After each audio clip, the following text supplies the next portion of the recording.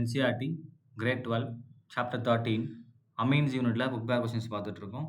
Question number 13.13 write the reaction of aromatic and aliphatic primary amines with nitrous acid அப்படின்னு கேட்டிருக்காங்க.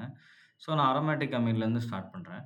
Right, இப்போ aromatic amine எடுத்திருக்கேன். இது வந்து நைட்ரஸ் ஆசிடோட நம்ம ரியாக்ட் பண்ணுறோம். இங்கே என்ன இருக்குன்னா NH2, இது ஒரு அரோமேட்டிக் அமீன். அண்ட் இதில் நான் என்ன பண்ணுறேன், நைட்ரஸ் ஆசிட் ஆட் பண்ணுறேன், HNO2. And it will form benzene diazonium chloride, N triple bond N, and இது மேலே ப்ளஸ் இங்கே நமக்கு Cl மைனஸ்.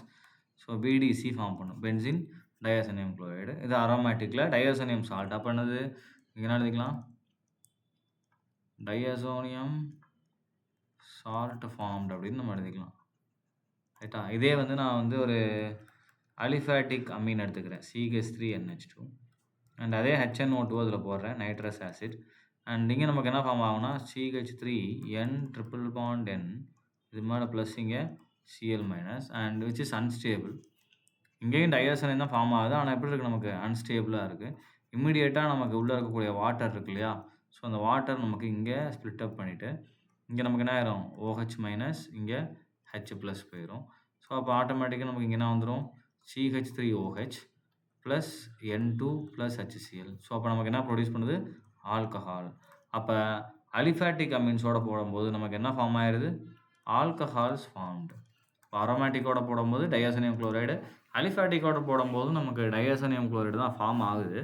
பட் ஆனால் அது அன்ஸ்டேபிள் அப்படின்னால இமீடியட்டாக அது வாட்டரோட ரியாக்ட் ஆகி நமக்கு என்ன ஆயிடுது, ஆல்கஹாலை ப்ரொடியூஸ் பண்ணிடுது. ரைட், இப்போ இந்த பென்சின் டயாசோனியம் குளோரைடு நம்ம வாட்டர் போட்டு ஹீட் பண்ணோம் அப்படின்னா நமக்கு என்ன ஆகும், ஃபீனால் ஃபார்ம் ஆகும். பட் அது நம்ம தான் பண்ணணும், it's not a spontaneous.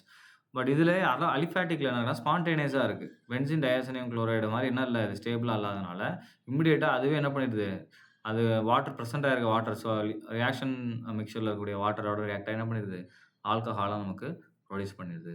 Right, thank you.